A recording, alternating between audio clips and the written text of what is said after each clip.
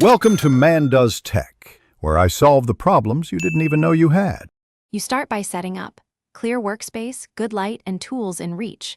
This prevents dropped parts. Remove the keycap and reveal the stabilizer housing. Once done, steady the bar with your thumb to stop twisting. Use a Phillips #0 or #00 and place the tip squarely in the screw head. Turn slowly counterclockwise in short, controlled increments to avoid stripping. Make sure to keep a finger near the housing, seam, so the stabilizer stays. Once the screw starts to move, continue with steady quarter turns because rapid force can cam the head or strip threads. Make sure to support the stabilizer plate from below. That prevents warping or misalignment when the screw comes free. If access is tight, angle a small flat driver behind the head to guide it out.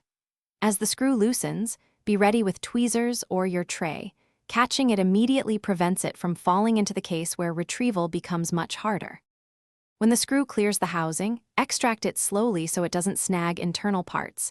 Then inspect the head and threads for wear, replace if rounded.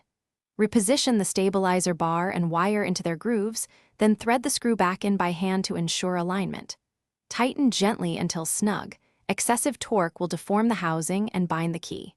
Finally, test the key travel. If you feel binding or uneven feel, back off 1/4 turn and realign the wire and housing before retesting. Thanks for watching. If you found this helpful, don't forget to like and subscribe.